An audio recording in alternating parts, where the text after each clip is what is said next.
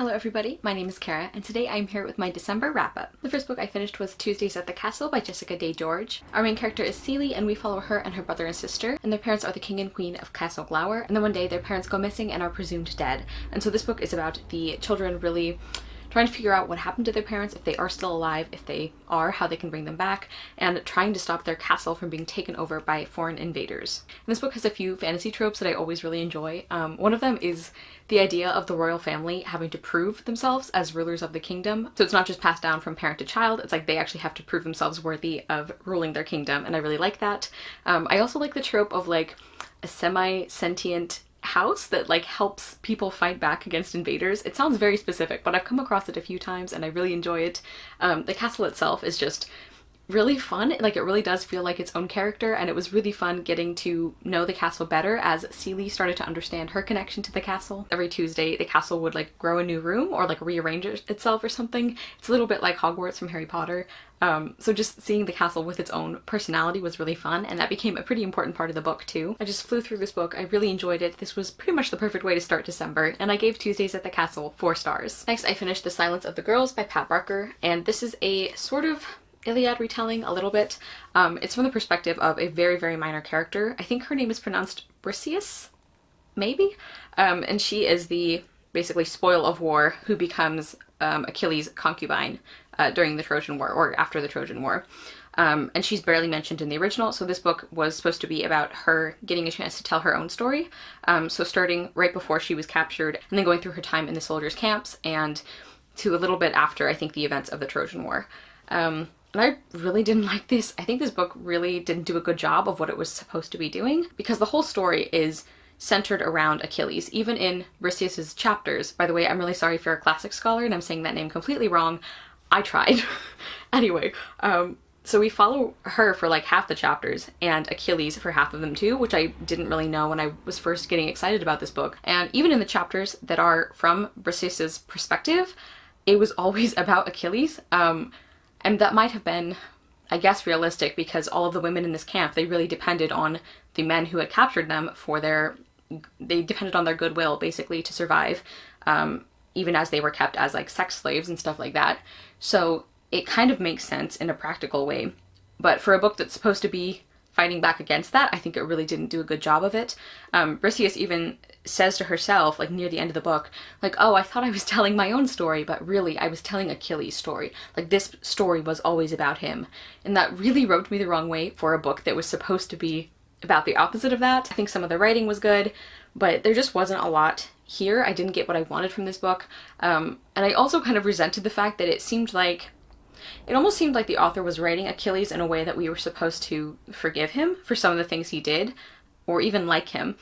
And I really didn't like that. And even like Patroclus, who was one of the better characters in this book, it's like he treated Briseis better than some of the others, so you would start to like him a little bit, and then you would realize like, oh, you're just as bad as the others, you're just like friendlier about it. Basically all of this book just felt like suffering with no purpose, with no explanation. Briseis also looks down on pretty much all of the other women she knows, so it wasn't even really a women bonding in adversity kind of storyline, and I gave Silence of the Girls 2.5 stars. Next, I finished Other Words for Home by Jasmine Warga, and the narrator was Vane Asadorian. I listened to this on audio, and this is a novel in verse, and we follow our main character Juda, and she is from Syria. And after the war and violence starts getting especially bad, her and her family, or her and her mother actually, they go to live in America with her mother's brother. So this book is about Jude missing home, and trying to adapt to her new home, and getting to know her uncle and her aunt and her cousin, and just trying to fit in.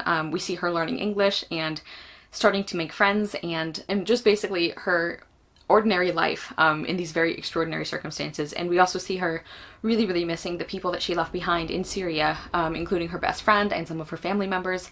And this was just a really beautiful book, extremely emotional.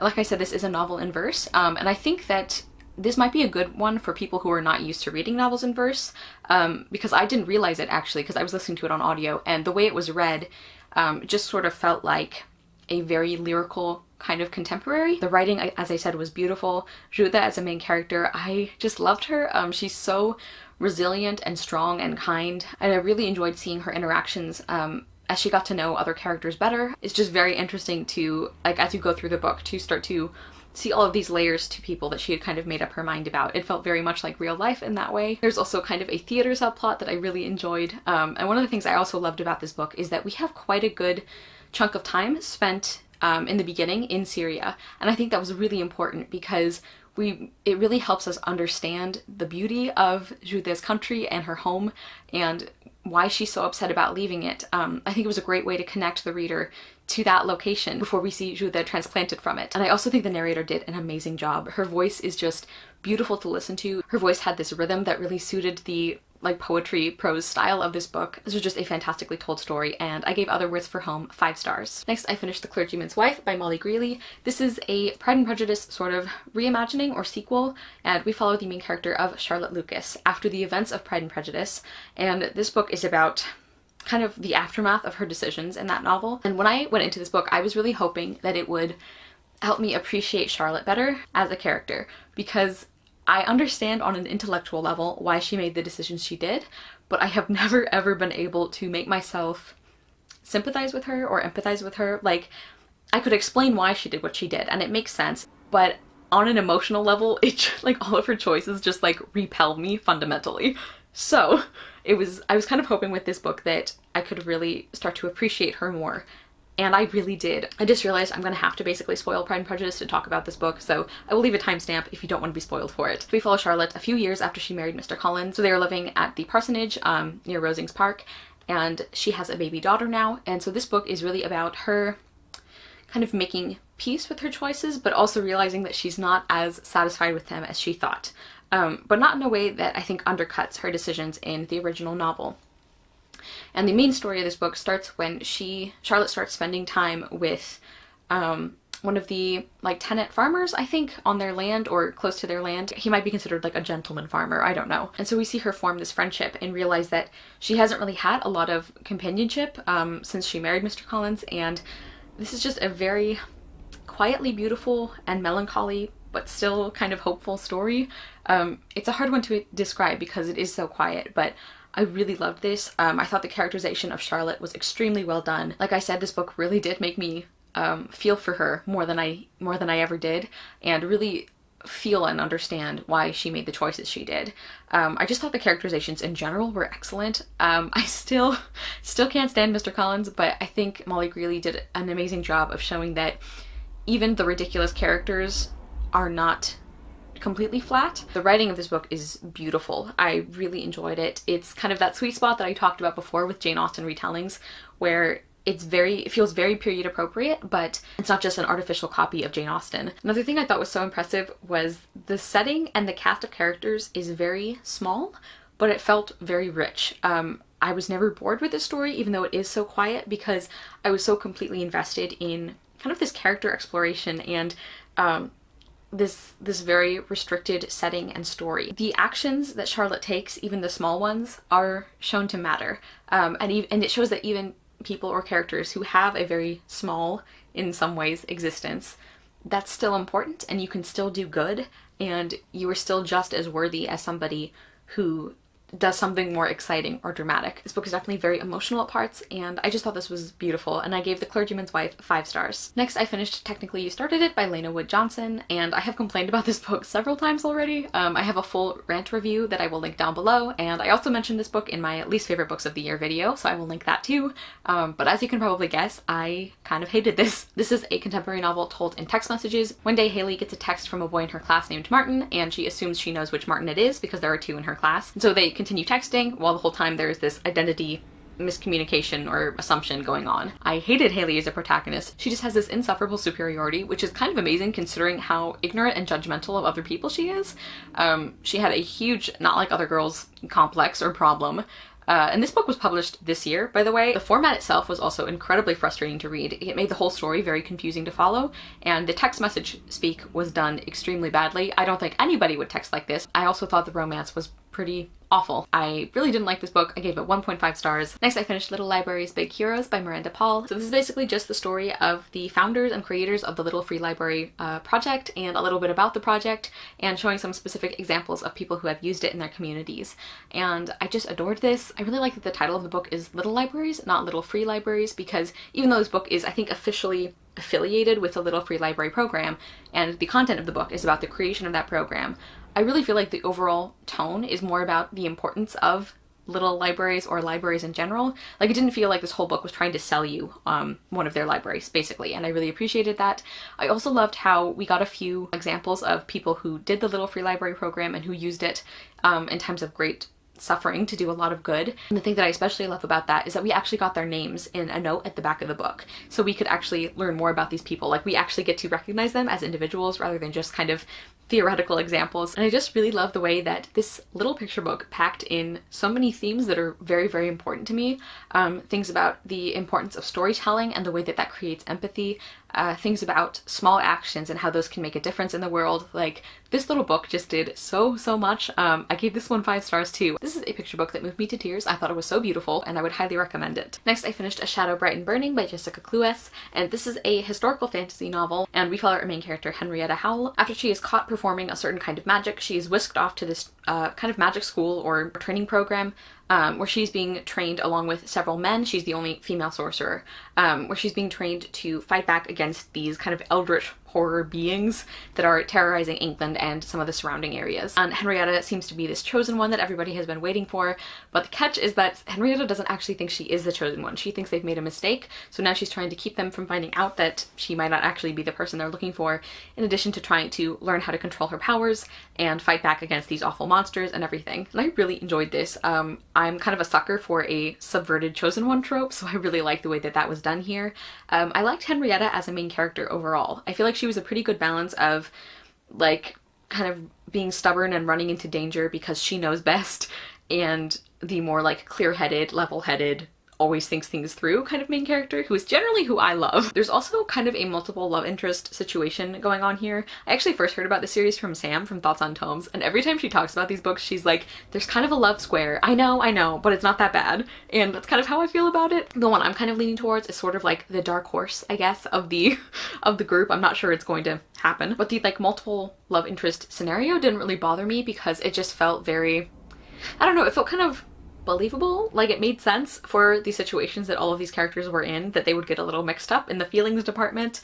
The only thing I'll say is that I really didn't like Rook as a character. He just felt like nothing to me. I fail to see him as a viable love interest or character. I just don't really know why he's there. It kind of felt like he was only there to provide a motivation for Henrietta to make certain decisions that affected the plot. I also really liked the plot. There were some things that took me by surprise about this book, and the only other thing I'll say besides that I didn't like Rook as a character is that I wasn't a huge fan of certain developments that I did see coming.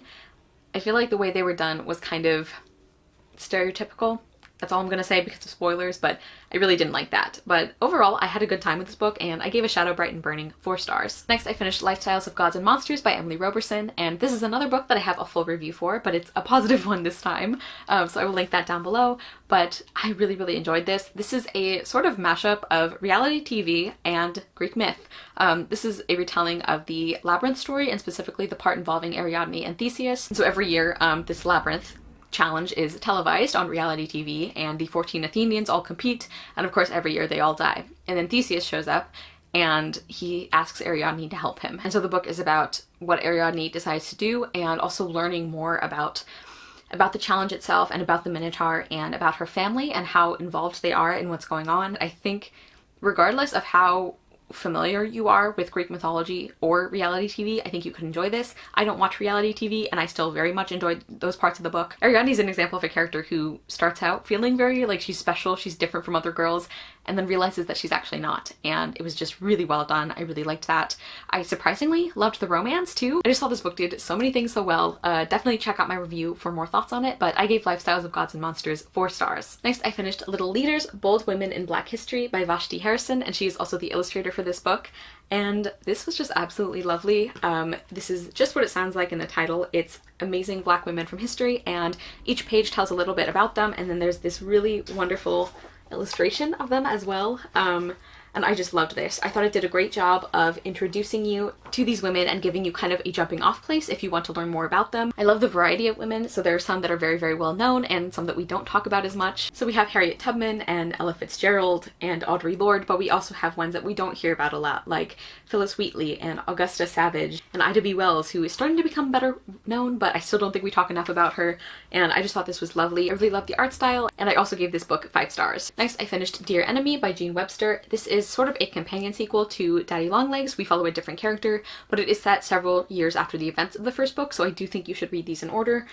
This was actually a reread for the BookTube Rereadathon project. We follow our main character Sally, who is the best friend of the main character from the first book, and she kind of gets roped into being the superintendent of an orphanage, and this book is basically about her adventures trying to reorganize it, trying to bring love and life back to this orphanage. And as with the first book, this book is told entirely in letters, so it's an epistolary novel, and we see a lot of letters from Sally to her friend Jerusha. Sally also writes letters to a man that she's kind of involved with back home, and she also writes letters to a doctor who works at the orphanage, who is kind of like her arch nemesis because they fight a lot, they don't really get along, and they disagree about some pretty important ideas. And I have wildly mixed feelings about this book because story-wise, I have basically no complaints. I really loved Sally as a main character most of the time. I just loved the blend of determination and intelligence and like fun that she has. Like she loves dressing up and going to parties, and she's also an incredibly hard worker and super smart, and it's never shown like those things shouldn't go together. Actually, when characters act like they shouldn't, she really calls them on it, and it's really great.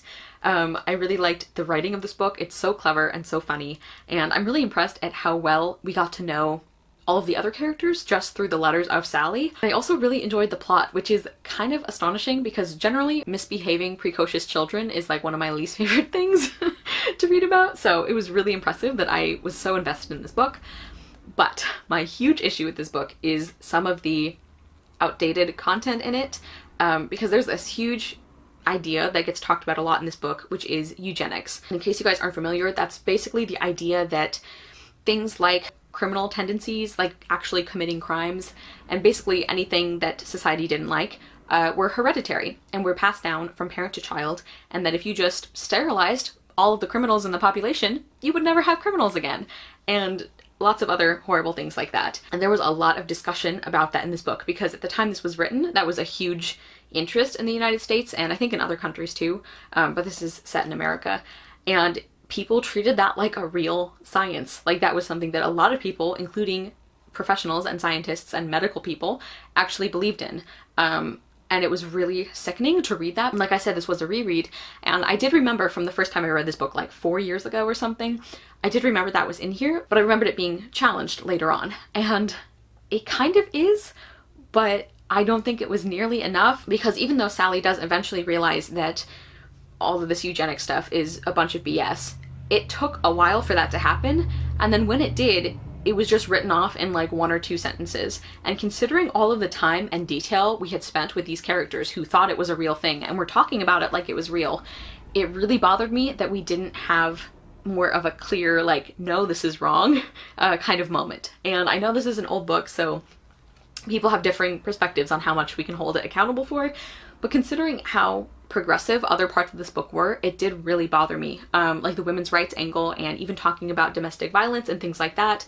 In those ways, Jean Webster was really ahead of her time. And I guess you could argue that by having eugenics challenged at all, that was somewhat progressive, but it just really bothered me that we didn't get more of that. So if it comes down to like, would I recommend this book? It's kind of yes and no. Like the story is great, but if you do decide to pick it up, be prepared for all of those parts that I talked about. Next, I finished Exile by Shannon Messenger. This is the second book in the Keepers of the Lost Cities series. In this one, we're still following Sophie, and kind of the main plot of this book surrounds a magical creature that she finds who's kind of like a winged unicorn. It's called an alicorn, and these are incredibly rare. So Sophie and the other characters are working to protect and take care of this alicorn, and then while this is happening, we also have kind of some continuing subplots from the first book about where Sophie came from and kind of the people who are involved with her past. And for the most part, I really enjoyed this. I had kind of heard from people that this one was one of the lesser engaging books, like compared to book 1 and the books later in the series. So I'm kind of glad I was prepared for that, because I do think the plot was a little less compelling in this one. And there was some kind of frustrating character stuff in this book too. But overall, I did still really enjoy this. I especially loved the ending. And also, this is the book that really sold me on Keith as a character, because when he was first introduced in book 1, I don't know, he was okay, but like he wasn't my favorite. I found him kind of annoying. And now I really like him, so that was kind of nice. I can't really say a lot about this book because it is the second in the series, but I really enjoyed Exile overall, and I ended up giving it 4 stars. Next, I finished Lily of the Nile by Stephanie Dray, and this is a historical fantasy, technically, but mostly it's historical fiction, following the daughter of Cleopatra, who is known as Selene, and we start this book right after the death of her mother, where her and her siblings are taken to Rome, basically as captives, and we follow her life there. So I really didn't like this. I actually started listening to this on audio, but I ended up stopping after only a few pages because I had been following along in the book because that was one of the only ways I hadn't tried listening to audiobooks. And I noticed that the audio was different from the book. One of them was like it was like they had like censored part of the book. Like in the book they had kind of implied that Selene saw Roman soldiers dragging a girl off to rape her, or like passing her around between a group of soldiers, and they just completely cut that part of the sentence out in the audio, which I thought was very weird. So I don't know why that was done, if they were trying to make the audiobook less upsetting. So I didn't want to actually miss parts of the story, so I ended up switching back to physical. And like I said, I really didn't like this book. It was incredibly boring. Nothing happened. I really didn't like the characters. Selene, I have no idea what her personality is like, or like anything about her really. I mean, none of the characterization was very good. Honestly, the most developed character was kind of the antagonist, Octavian, or Caesar Augustus as he later became known, which is, I feel like, is kind of a problem when the only character that has any personality is the one that you're supposed to hate. And I mean, I did hate him, but just like by contrast to all of the other characters, it's like he was the only one who had any characterization at all, even if it was negative. The author, in her author's notes and in actually parts of the story, she makes these really interesting connections between Cleopatra Selene, so the main character, and kind of world events at the time that are very, like I said, very interesting connections, but I don't feel like she really backs them up. And some of those things are, it's like, I have never heard any historian make that connection before, so it's something I would be interested to read more about. And she kind of listed resources in the back, but I don't know, like when I did some kind of preliminary research trying to find stuff on it, it didn't really seem like that was backed up very well. I mean, I'm not a historian, so maybe it is, but I just thought that was kind of odd. I also think the magic was just very poorly incorporated into the story. There was barely any magic, really. Like, really the only magic element is that from the beginning of the book, you know that Selene sometimes gets these kind of hieroglyphics that appear on her arms in blood, and they are apparently a message from the goddess Isis, who her and her family worship. And that was really it. But even that part was so inconsistent. Like, it only happened a couple of times, and there would be these long stretches where no magic happened. And then, like, right at the end, it was like the author suddenly remembered, like, oh yeah, this is historical fantasy. Like, I'm just gonna, like, throw all this magic stuff in here. And it just kind of made no sense. I also hated the way the romance was done. So Selene is pretty young when this book starts. I think she's like 12. And the, like, romantic subtext between her and her tutor is super uncomfortable, and there are reasons for it, because the person who Stephanie Dray wrote as her tutor is actually the person who the historical Selene married, and there probably was an age difference. But I just think it was weird that she framed their relationship as kind of romantic from the beginning, because by the end of the book, I think Selene's a little older, so it's like slightly less weird. There were just a lot of strange choices when it came to the romance. For another thing, I didn't really like the way she wrote the relationship between Juba and Selene as basically being something Selene didn't want. Because this is one of the cases where she changed history to make things worse.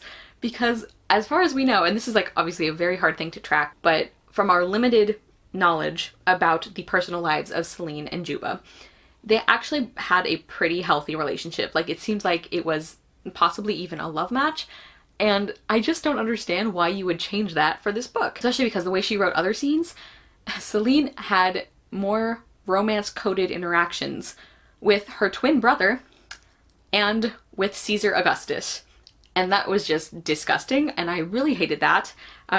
Also, like, the whole, like, Egyptians marrying their siblings thing, I was under the impression that a lot of times that was ceremonial, but I guess Stephanie Dray saw an opportunity for drama and took it. I mean, as a historical fiction author, a lot of times you end up making changes, but I guess I'm just questioning why she chose to change the things she did, because it just made the book feel super uncomfortable and gross in a lot of ways. I gave Lily of the Nile 2 stars, and I also found out that Stephanie Dray is one of the authors who, like, a few years ago on Twitter were, like, making jokes about Thomas Jefferson raping his slaves, and were actually involved in writing a romance novel between Jefferson and some of his slaves. And that is not an author that I personally want to support, so I hated this. I would not recommend it at all. Next, I finished All-American Muslim Girl by Nadine Jolie Courtney. This is a contemporary novel, and we follow our main character Aliyah, who goes by Ali, and her family are Circassian, which means that they are from a traditionally Muslim ethnic group, but they look white.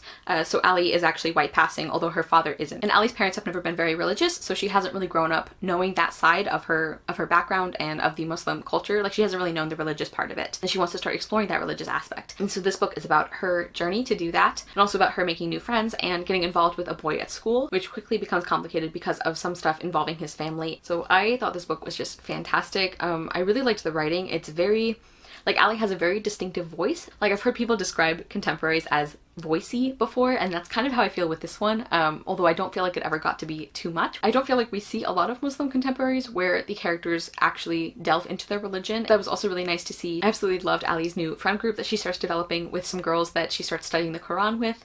It was just beautiful to see their interactions. I just really loved all of their scenes together, and I wish we had gotten even more of them, honestly. And one of my favorite things about this book is the way that it really demonstrates that you can't assume that you know what somebody believes about something, even if they do belong to a particular religious group. Like, you don't know how people believe things and interpret things just based on the kind of official position, or what some people may consider the official position of that religion. I just thought that was so thoughtful and so well done. Like, we see Ali and her friends disagree on some points, and that is shown to be okay.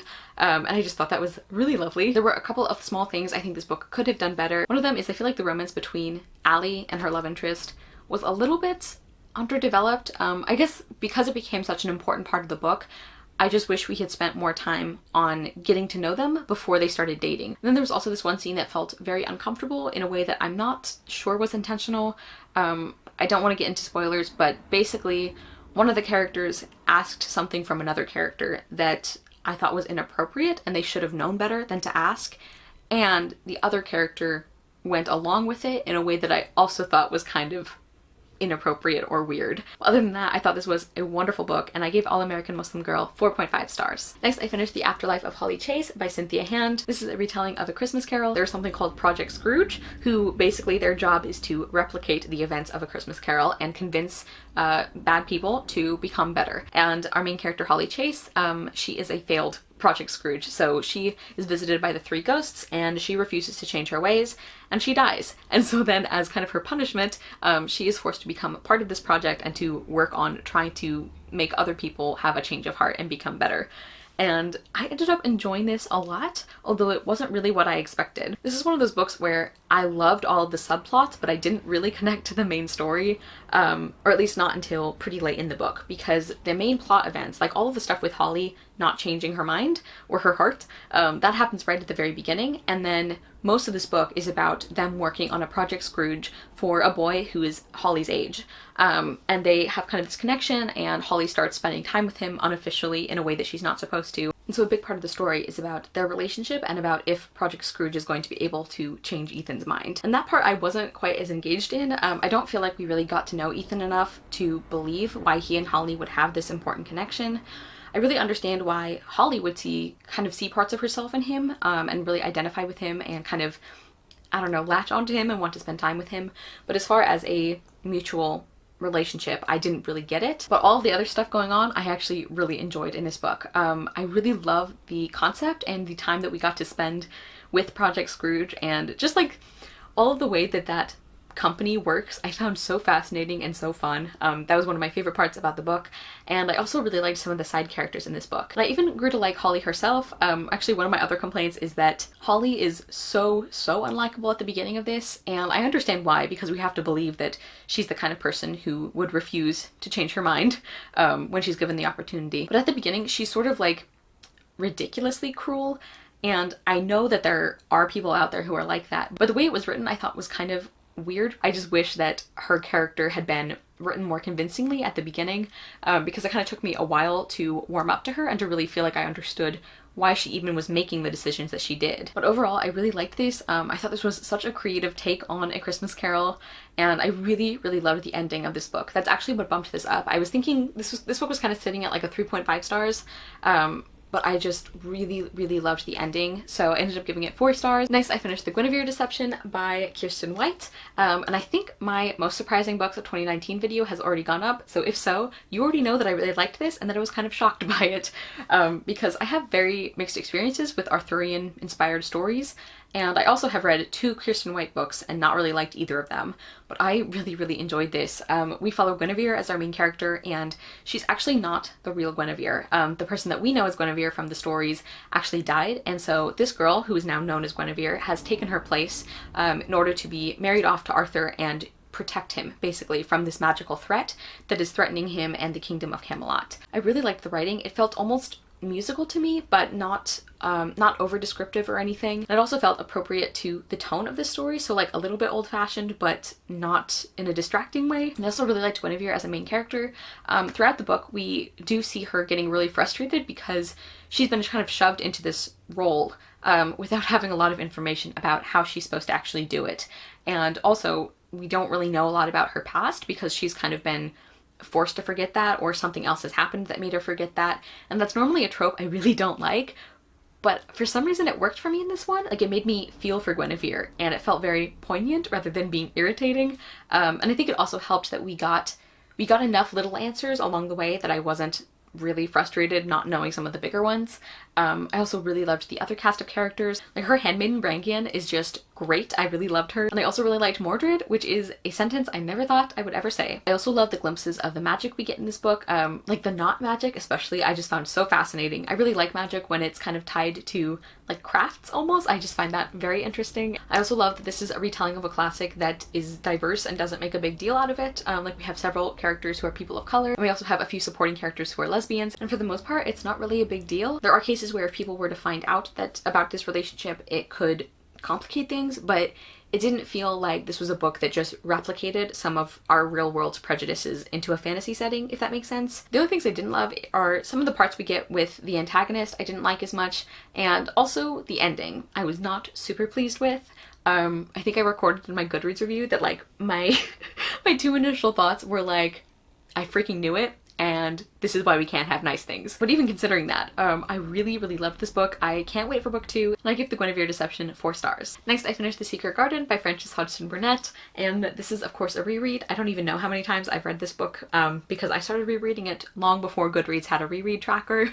And this is about our main character, Mary Lennox, who is orphaned. She lived with her parents in India, and then she gets sent to stay with her uncle at Misselthwaite Manor in England. And when she gets there, she becomes fascinated with trying to find this secret garden. This garden has been locked up and nobody has been in it for 10 years, and she becomes really fixated on this garden and trying to find it, and things kind of go from there. I just really love this book. This is one of the books that got me into reading. I've talked about that before. I love Mary Lennox as a character. I love the fact that even though she becomes much more thoughtful and kind throughout the story, because she starts out just like a horrifying little brat, basically, and even though we see her get so much better throughout the book, I don't ever feel like we lose sight of who she is, like her personality. I kind of get the feeling that even at the end of the book, if she had to scream somebody out of a tantrum or something, I think she could still do it, and I kind of love that about her. And I also think that's pretty unusual for the time period that this children's book was written. Generally, I feel like generally the main characters are much more virtuous, or much more obviously virtuous, and Mary can still be a little spitfire. I love the writing and the atmosphere. I am not somebody who enjoys gardening, but every time I read this book, it makes me want to like run out and plant a rose bush or something, which is saying something for me. I really enjoy some of the other characters as well, and there are just so many things that I love about this book. But because it is a classic novel and it was written in a particular time period, I do want to mention that there are some racist comments made that are not explicitly challenged in the book. Like, a few of them are actually by Mary herself, and it was kind of weird because when she said them, they were specifically linked with her being not a nice person at all at the very beginning of the book. So it's like implying that those were a bad thing to do, which is great, but she was never really like explicitly called out on why those things were wrong and why racism is bad. It just kind of like faded quietly out of the story as Mary became a nicer person. So that's just something to be aware of. And then also some of the discussions with disability and mental illness. In some ways, I think Frances Hodgson Burnett was kind of onto something, because some of the discussion about about kind of like positive thinking and kind of the power that that can have in healing. Like that is something that scientists are still researching and are still being surprised at how important that is. So in that sense, it was kind of impressive. But there is some other stuff about how disability is characterized and references to mental illness that are definitely outdated or not okay and things that we wouldn't say today. So just keep that in mind if you are considering picking this book up. Next, I finished another reread, and that was The Enchanted Sonata by Heather Dixon Walwork. My friend Katie was reading this book for the first time, and it just really made me want to reread it. I first read this book last year, and I finished it on Christmas Day last year, and I did the same thing this year, and it was just wonderful. One of my best decisions, I think. I just absolutely love this book. This is a Nutcracker retelling, and we follow our main character Clara, and she gets kind of this magic storybook that transports her somehow to the land of the Nutcracker, or it's actually called Imperia, I think. So this magical land, and the other main character is Nikolai, and he is a prince who has been turned into the Nutcracker, and he is trying to basically prove that he is worthy of ruling his kingdom, which is a trope, again, I mentioned that I really enjoy. And so him and Clara have to team up and kind of save the children of this kingdom. And this book is basically about their adventures. Someday I'm going to do a dedicated review when I can actually coherently express my love for this story. But I just adore Clara as a main character. She's so funny and smart and very relatable in some ways. I really, really love Nikolai too, and I just love a lot of the characters actually, including some of the side ones. This book has one of my favorite side character romances I have ever read, so that's saying something because I tend to really enjoy those. And I also really love how there's one character who has this crush that they have had for a very long time, and I just really appreciate the very thoughtful way this book treated that. Like kind of this idea that people can develop feelings for a person because of what they represent or what they imagine that they represent in their head. I don't know, I just feel like the way that is handled in this book is very mature and very believable. It's a pretty small part of the book overall, but it's just something that I remember noticing the first time I read it, and I just think it's very well done. I also love the writing in this book. It's very funny and clever and whimsical. Like some of the dialogue is just fantastic. Like Nikolai can be so sassy and I love it so much. I also love the music magic in this book and the way that is used. Music in books is something that I'm very, very picky about, but this is one of the ones I think I've seen that used it best. I already mentioned loving the romance in this book. Both of them, actually there's two main romances that I just really adore, and I don't know what else to say. I gave this book 5 stars. Obviously it was one of my favorite books of last year actually, and I love everything about it. I'm probably gonna reread it next Christmas too. Next, I finished The Secrets of Vesuvius by Caroline Lawrence. This is book 2 in the Roman Mystery series, and as with the first book, we follow a group of kids who are all friends, and they sort of get kind of tangled up in solving a mystery. I know that's very basic. This is set during ancient Rome, and this is another one where I had kind of heard from people who love the series that this is not one of the better ones, and I kind of agree. I ended up giving this one 3 stars because I didn't find the mystery as compelling in this one, and I feel like there wasn't as much social commentary as there was in the first book. Like one of the things I was really impressed with in the first novel was the exploration of serious topics like slavery and religious persecution and things like that.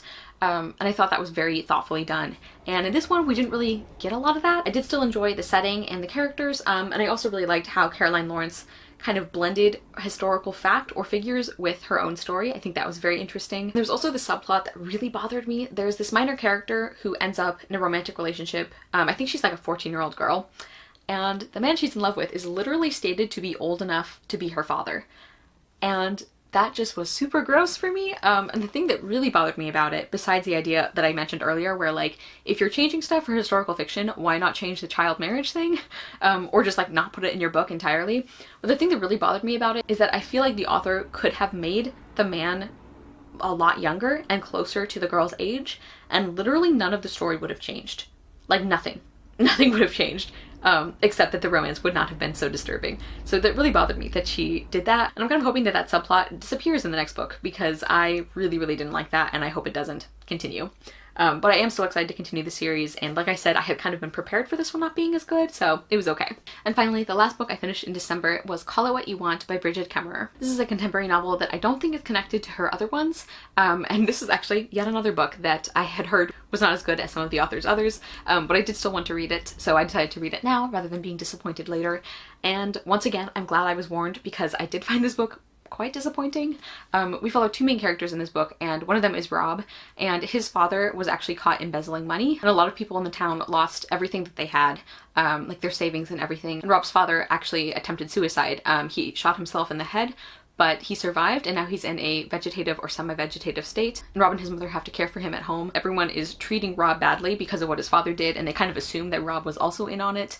So he's dealing with that. And then the other main character is Megan. She's also being ostracized because she cheated on the SAT and she got 100 students' scores thrown out, everybody in the classroom testing. So people are really angry with her for that, and so that's why she's kind of a social outcast right now.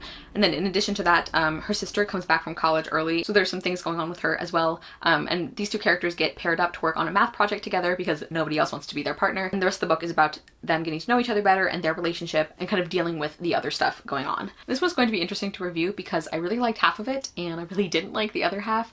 Basically, Rob's half of the book, like his plotline, I really enjoyed. I think his character was really well done, and I really love the way the book explored the morality of stealing. Like Rob is put in a position a few times of having to decide, is stealing still wrong if you give it to somebody who deserves it? And can you, like, are you even able to decide if somebody deserves something more than someone else? And I thought that was explored very thoughtfully. I loved the friendship that he develops with Owen, and I really loved seeing how Rob's character changes, like the way that what happened with his father changed him, and then also the way he continues to change because he starts paying attention to things and people that he didn't before when he was kind of at the top of the school. Surprisingly, I also really liked the romance in this book, which is kind of amazing considering I really didn't like one of the main characters involved in it. But I just think Bridget Kemmerer writes romantic scenes extremely well. And then speaking of the character I didn't like, Megan's whole half of the book really brought things down for me. She really didn't feel like a fully developed character. Like, she really only existed to react to other people's drama.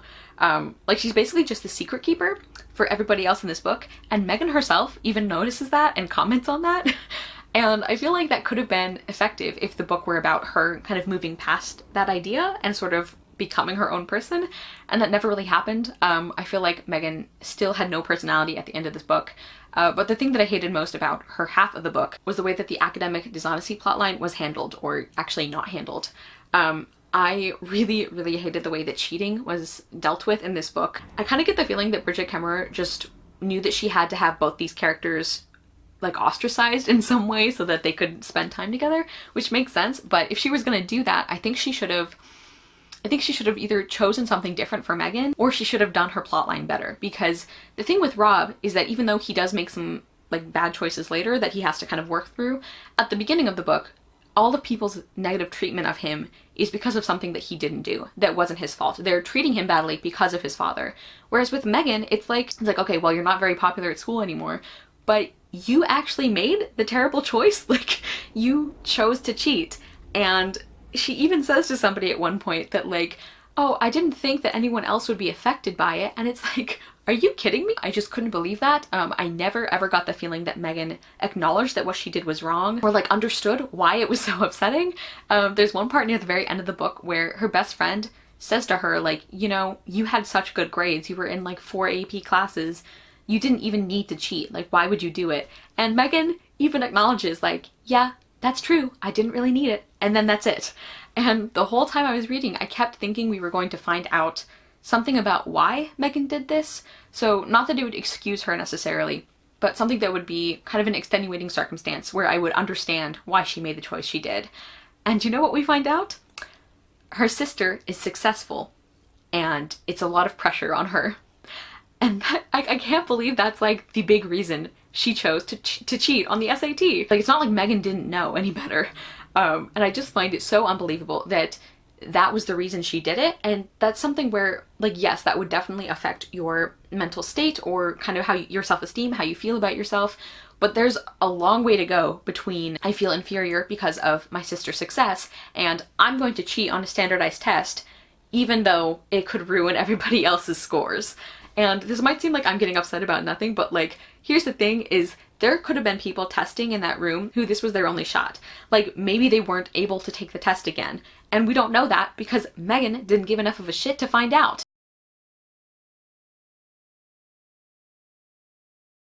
And it's just really hard for me to understand that kind of selfishness and ignorance and nearsightedness, because she chose to put her academic future above that of 100 other people.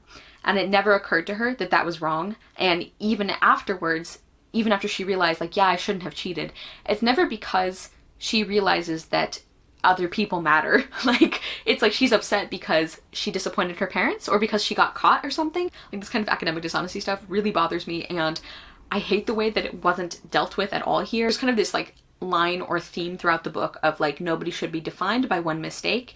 And yes, I think that is valid. But I think when you make a mistake like that, you need to own up to it, and you need to acknowledge what you did was wrong, and you need to work to do better in the future. And Megan did none of those things, and I just really hated it. I kind of ended up doing like a whole rant review on Goodreads about this book, so I will link that down below if you're interested. But yeah, I ended up giving this one 3 stars because I really liked half of it and I really didn't like the other half. Okay everybody, so that is everything I read in December. Please let me know if you guys read any of these books, what you thought of them, or if you're going to pick any of them up. Thank you guys so much for watching. I will see you soon with another video, and I hope you love the next book you read. Bye!